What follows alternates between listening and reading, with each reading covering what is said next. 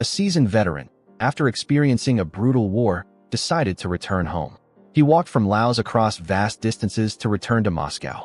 On the way, while passing through a small town, he inadvertently violated the unwritten local law of asking without answering. Two low-ranking policemen wearing uniforms stopped him and asked for his papers. While one searched his luggage, he seemed to see something hidden in his leather jacket. The man quickly lifted his jacket to reveal a dagger. Both policemen panicked. Despite the man's assertion that he had a license to use the knife, the two policemen still asked him to hand over the knife.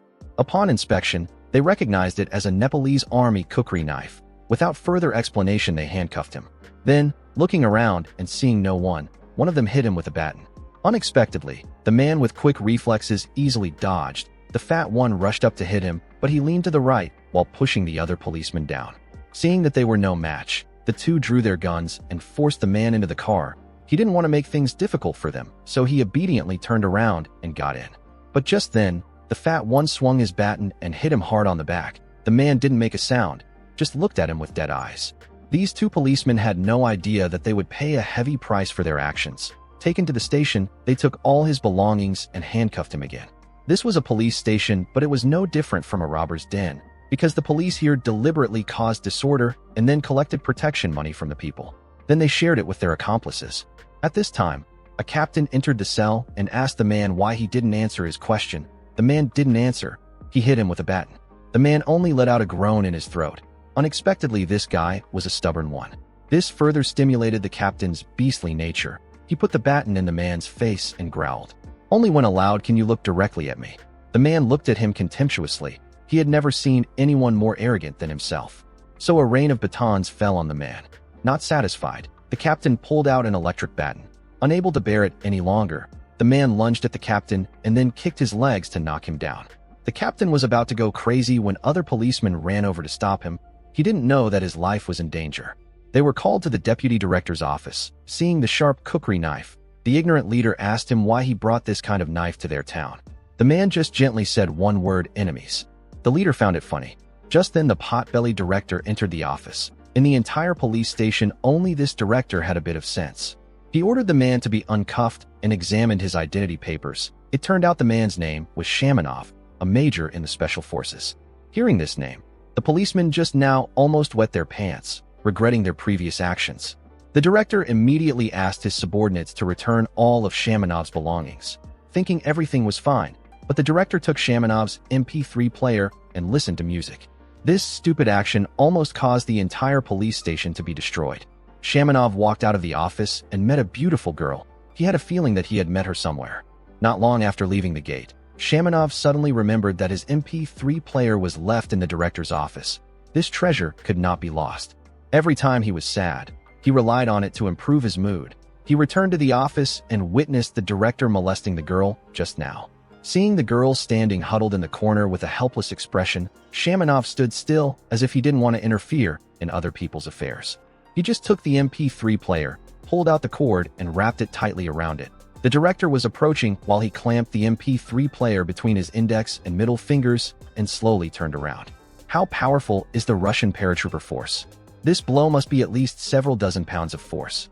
The police chief, who weighed more than 200 pounds, was now lying helplessly on the floor. Shamanov knew what he had to do next. He picked up an ashtray and pulled out the phone cord, not forgetting to take the lighter and pull the stunned girl out of the office. He walked leisurely as if nothing had happened. A policeman was about to enter the room to check. Shamanov pulled the ashtray out of his pocket. As soon as he opened the door, the ashtray hit him straight in the head. Seeing Shamanov holding the phone cord, and then pulled the girl outside. But going through the back door accidentally led to the police station's restroom. The policemen here were the ones who had caused trouble for Shamanov earlier. He pushed the girl out and decided to teach these bastards a lesson. These inexperienced policemen couldn't even withstand one round. Another young policeman saw the chaotic scene. Just as he was about to rush up to stop him, Shamanov locked his door. The policemen in the station woke up, seeing Shamanov about to leave. They drew their guns to stop him, but were stunned by the thrown phone cord. The remaining policemen were quickly defeated by Shamanov. The beautiful girl's eyes widened in surprise. How could these ordinary policemen be a match for a special forces soldier? Before leaving, Shamanov did not forget to dismantle all the weapons in the police station, policeman, and then gave him the police chief's lighter. The girl's eyes were still filled with tears. On the way, she was extremely nervous. She knew she had caused a disaster. If she was caught, those filthy policemen would definitely torture her to death. She told Shamanov to leave the town quickly and not care about her anymore. At the same time, the captain woke up. The first thing he did was call his teammates to hunt down Shamanov. He had never been so humiliated. He had to regain his lost honor. The girl didn't want to implicate Shamanov anymore. Seeing a policeman rushing towards him, he pushed him down, seeing the girl still refusing to leave while the police car was chasing behind. Shamanov had no choice but to speed away, the police car closely following behind arm, and turned it 360 degrees and then flipped it 180 degrees to the ground. Shamanov continued to pull the girl's hand. At the foot of the stairs, they met the deputy director. Before he could understand what was happening, Shamanov had knocked him down. He just rushed down because no one could withstand his 3 moves. Shamanov didn't want to take these people's lives. Otherwise, with the methods he had used on the battlefield, no policeman would have survived. Outside, Shamanov even politely lit a cigarette for a Finally, he ran out of pistol bullets, but still didn't hit a single shot. With this shooting skill, how did he get into the police force? Just as he was about to get into the car and retreat, the bulldozer rushed forward and pressed the front hood of his car tightly. Shamanov controlled the bulldozer and used the bucket to scoop straight into the car. The captain ordered the driver to reverse immediately, but unexpectedly a truck suddenly rushed from behind, causing everything to burst into flames. The entire police station was stirred up by a stranger's visit. After inspecting the scene, the police chief couldn't help but feel scared. What kind of person had he angered? At this time, his subordinates reported that this person was a Special Forces soldier from the Maroon Beret Force, who had participated in several top-secret missions, twice awarded medals for sign. They were determined to kill Shamanov by frantically firing bullets. Shamanov dodged. He timed it right. He made a spectacular turn and then turned into a small road. The police continued to pursue fiercely, but their shooting skills were too poor. They kept missing the target. Shamanov drove down a slope in midair and jumped off the motorcycle, then rushed towards the bulldozer in front. The captain ran out of bullets and then pulled out his pistol, serving the country, and received several other medals for bravery in combat. Shamanov was now speeding on the top of the mountain. He knew that he had angered these insects, so they would never let him go. If they wanted to play, then play to the end. The stupid police chief didn't know that his wrong decision had pushed the entire police station to death. Let's see how the Maroon Beret Special Forces soldier will fight against the pursuit of an entire police station without using a single bullet. Now he was trapped in a ruined area in the forest. First, he found a box of matches, discarded electrical cables, rusty nails, and a few pieces of wood. On the police side, they were still complaining about having to camp outdoors in the rain to hunt down the criminals. They didn't know that Shamanov was making secret weapons. He wrapped the nails around the end of the wooden stick with electrical cables, finally using matches to burn the end of the wire to fix it. The trident of the sea god was thus created quickly. He placed it in different positions. Then Shamanov found a small wooden house. He searched for everything that could be used. There was a round metal plate and a secret passage. After finishing, he took out the MP3 player and calmly waited for the enemy to take the bait. At night, 2 arrogant policemen drank some brandy and decided to act alone. They planned to take advantage of the darkness to ambush, hoping to catch Shamanov soon to gain great merit.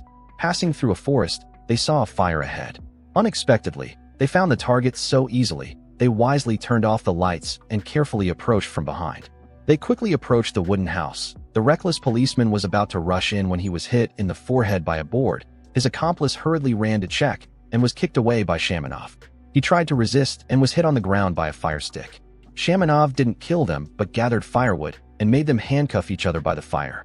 The two were still confused and didn't understand what had just happened. Shamanov told them to tell the major. Tell your major not to look for me anymore. Early the next morning, the police chief discovered that the guards had disappeared. He had no time to worry and immediately ordered everyone to act. Seeing the wooden house, they rushed in. Opening the door, they discovered that it was all their own people with bruised faces sitting in the house.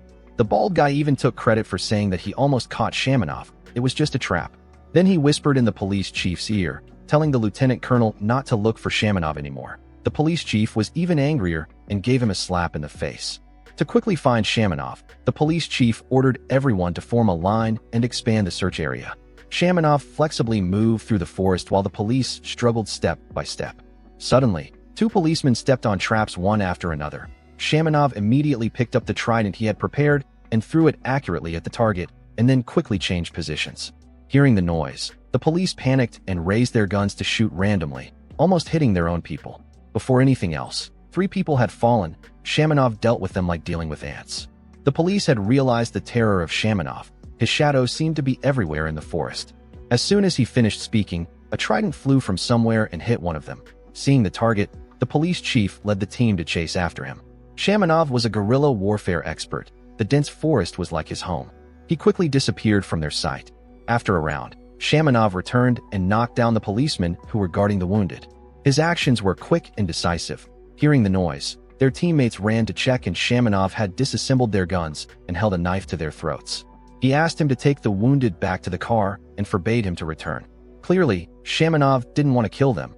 On the other side, the police chief led the team to a wooden bridge. The deputy police chief blamed the police chief for not inviting the special forces, not valuing everyone's lives. This statement made the police chief even more angry. He told the deputy police chief to go ahead and scout. The bridge was made of 2 tree trunks. A slight mistake could cause them to fall into the river. Shamanov had been waiting there for a long time. The continuous bursts of gunfire still didn't hit him. The slow-moving deputy police chief was the first to be eliminated. This time the police chief was smarter. If he couldn't find Shamanov, he would sit here and wait for him to come. When Shamanov ran into the forest, the police chief suddenly appeared in front of him. It seemed that the special forces. His right hand supported the gun. His left hand removed the magazine and pulled the gun bolt back to eject the bullet. As the bullet flew out, Shamanov grabbed it and slapped the police chief. In Russia, never anger a maroon beret paratrooper. The arrogant police chief, even with a kukri knife to his throat, was not afraid. Seeing the police chief being unreasonable, Shamanov punched him to the ground and then left alone. Afterwards, he returned to the foot of the mountain panting. Someone was waiting there. Already angry, now seeing a man wearing dark glasses in front of him, he angrily left. It turned out to stop and forget about Shamanov. This was the opportunity Shamanov gave them to survive. If he wanted to kill, no one could leave this forest alive. But the police chief didn't bother to listen and sent Colonel Dmitri away. At this time, he had underestimated this guy. Shamanov's trident was ready. They both attacked at the same time, but the police chief was injured. He was also sweating profusely, almost losing his life. Seeing the hidden weapon on his head, he carefully stepped over the wooden planks, but he didn't expect Shamanov to be right behind him. This was a battle between guns and knives, between the police and news that the helicopter would arrive in 15 minutes. This gave him more confidence to order everyone to surround this area, preventing Shamanov from appearing at any time. He would personally enter the forest to destroy Shamanov. Hearing the sound of the helicopter, Shamanov began to hide. Knowing how long he had drifted, an old man found Shamanov on the shore. The old man's kindness saved him and brought him home. And the old man's granddaughter was the girl that Shamanov had rescued from the police station. Her name was Nastia. Seeing Shamanov dying, Nastia felt extremely guilty. It was all because of her that Shamanov was so badly injured. The old man took the bullet out of Shamanov's body, and the opponent had air superiority, so he could only constantly run away and dodge the bullets. Ahead was a cliff. Without much thought, Shamanov jumped down. It seemed that Shamanov had really been shot just now. The police chief was still not reassured and ordered the helicopter to search the water surface for a few minutes. Only when the fuel was almost gone did they turn back. Not knowing, Nastia took courage to stitch up his wound. That night Shamanov woke up. To avoid implicating the 2 grandparents, he planned to leave that night. This time Nastia decided to go with him because she had no way out. If the police chief found her, she would definitely die. However, Shamanov's health was very weak. To ensure safety, the 2 decided to rest for a night in a nearby thatched hut. Early the next morning, some uninvited guests came to the old man's house. They were armed with weapons and had fierce expressions. The old man was not welcome and was shot by a sniper. These people were the escaped criminals that the police were hunting. Shamanov had heard that these people were criminals wanted by the police. They planned to escape by water. Unfortunately, the boat engine broke down. Shamanov actively offered to help repair it. The leader looked at Shamanov's hands and thought he seemed to be a professional, so he agreed. He let the blonde guy and another guy guard him. But to disassemble the engine, tools were needed. Shamanov wanted to take this opportunity to leave here to the stable to save Nastia, but was stopped by the blonde guy. Heard the gunshots. An unavoidable battle was about to take place. He gave his dagger to Nastia and went out alone to check the situation. First, he pretended to be a weakling and infiltrated the gang. But Nastia hiding in the attic was discovered by one of them. He winked at her and then went out to lock the door and deceive the leader, and then winked at Shamanov. It turned out that he said he could help him find tools. Shamanov had no choice but to let the blonde guy go to the stable. The blonde guy called Nastia, who was hiding in the attic. After talking for a while, he revealed his true nature. But Nastia's fierce resistance made him lose interest. Out of anger, he hung Nastia up. In a panic, she kicked him in the groin and took the opportunity to run face. Just then another robber entered. Hearing the noise, Shamanov turned around. The two almost simultaneously grabbed the gun barrels and kicked each other. Although the other guy was bigger, he was not as skilled in combat as Shamanov. The robber hugged Shamanov and tried to knock him down. He was kicked backwards. As soon as he picked up the gun, Shamanov grabbed a nearby sickle and stabbed him straight in the heart. Facing these inhuman people, Shamanov did not hold back. He directly turned on the massacre mode. He did not hesitate with the robber holding the hostage. Then the police and special forces rushed to the scene. Seeing the bodies of the 5 robbers, they did not have to spend time arresting them. Seeing the cookery knife, the police chief knew Shamanov was still alive. Into another room. At this time, she remembered the dagger that Shamanov had given her. The blonde guy also took the trident and entered. Nastia timed it right and stabbed him in the leg, then unleashed a series of other frantic stabs. A girl who was originally gentle was gradually pushed down the path of murder. At this time, Shamanov had dealt with the guard and immediately ran to the stable. He saw Nastia covered in blood on her. He angrily grabbed Nastia and forced her to ask where Shamanov was. He didn't know that Shamanov was still nearby watching everything. What he was doing to Nastia now, he would pay double later. To force Shamanov to appear, the police chief forced Nastia into the car. At this time, Shamanov suddenly appeared. The police chief was about to shoot when he was pushed away by Nastia. Turning around, Shamanov had disappeared. Hearing the gunshots, the Special Forces commander appeared in time to scold the police chief, helping Nastia escape from being tortured. This time the Special Forces did not capture the 5 escaped criminals, but encountered a more dangerous person. The superiors ordered the Special Forces to capture this terrorist alive. Shamanov ran straight to an abandoned building, but the commander led the Special Forces to chase after him. Shamanov didn't want to fight anymore, raised his hands against the wall, and made a surrender gesture. But the opponent was still aggressive and even tried to use a stun gun to capture him alive. Hearing the sound of electricity, he knew he had to act. He was the toughest man of the warrior nation. Even a Special Forces regiment couldn't do anything to him. No Special Forces soldier could withstand his 3 moves. At this time, the Special Forces team leader ran over, at such close range with a pistol pointed at him. No matter how fast Shamanov was, he couldn't be faster than a bullet. So he threw the AK on his body into the water and prepared to surrender. Unexpectedly, the commander put away his weapon, saying that the order from his superiors was to capture him alive. Perhaps the commander had overestimated himself. Unexpectedly, as soon as he acted, the top fighter in the Special Forces team was defeated. He didn't even have a chance to resist. At this time, the commander pulled out his pistol but didn't expect his grenade to be taken by Shamanov. Shamanov didn't want to kill innocent people, so he saved the commander who fell into the water while he escaped through the water pipe. But the police chief would never let Shamanov go. This was his territory, so he knew every nook and cranny. This water pipe had only one exit. The police chief led his subordinates to tightly surround this exit. Soon Shamanov appeared, but these guys were terrible at shooting, so many of them couldn't hit a single shot. Shamanov used all his strength to jump into the small wooden house. Thus, the two sides fought fiercely. But there was a strange phenomenon. The gun barrels fired black smoke, but the wooden planks on the house were intact without any damage. Could this house be made of granite? Seeing that they couldn't defeat Shamanov, the police chief carried a rocket and shot straight at the house. The fire flared up. Seeing the burning wooden house, the police chief confidently said, "It's over. Find his body before dark."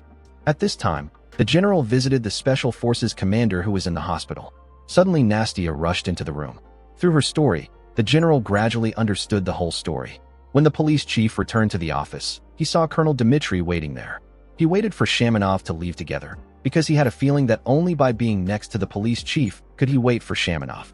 Colonel Dmitri also advised the police chief to drink some more brandy, preferably drink it all, so that when Shamanov came back to get the MP3 player, he wouldn't feel scared. On the other side, the police discovered a secret tunnel. As soon as they stepped down, a gun was pointed at their face.